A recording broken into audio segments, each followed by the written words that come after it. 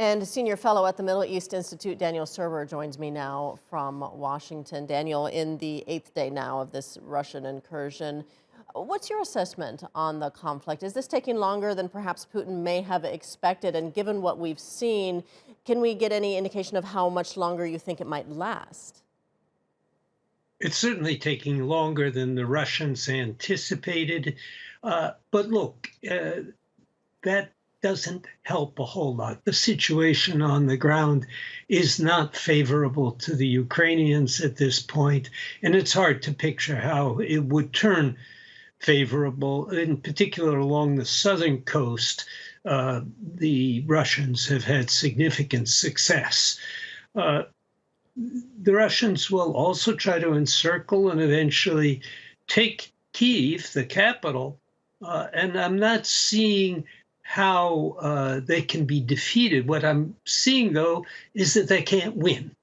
They may not be defeated, but they're not going to get the cooperation of the Ukrainian population. They're going to have to essentially occupy Ukraine, and they will face a ferocious resistance.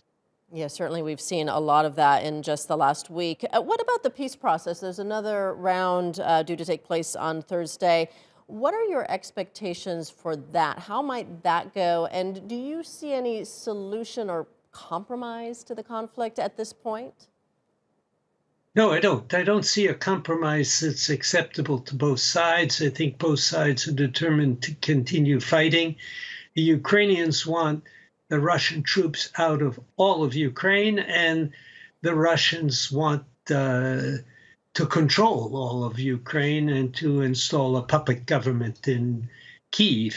And I don't see any real possibility of compromise between those two positions at this point. I'm afraid the fighting is likely to continue. What do you think the end game is here for Putin? Is he wanting to take over the country? Because you talked about if forces enter Kyiv and take over the city, about the hostility that an occupation would likely face. He wants to take over the country, and he thinks he can rule it the way he rules Chechnya inside Russia, for example, and the way he rules throughout Russia, for that matter. He's intending to take it all, install a puppet government, and to rule it in an autocratic way. And that's precisely what the West can't tolerate. Given all the sanctions and bans that we've seen coming in from international companies, how isolated do you think that's making Putin? And I know there is a lot of, in Russia, a lot of antipathy towards, this incursion and a potential war. How is that likely to turn Russians who may support Putin against him? We don't know yet. There are demonstrators. They number in the thousands, not the tens and hundreds of thousands that would be required to change Russia's direction one way or the other. I think it's yet to be seen whether the Russian people will blame Putin for their economic difficulties, which are going to be severe due to the sanctions, or whether they'll blame Biden and the West.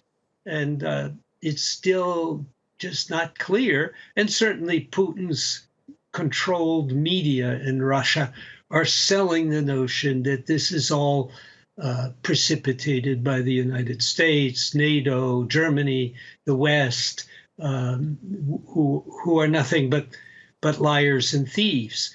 The real liar and thief here is, of course, Vladimir Putin. All right, and we're going to leave it there for now. Daniel Serwer joining us from Washington. Thank you.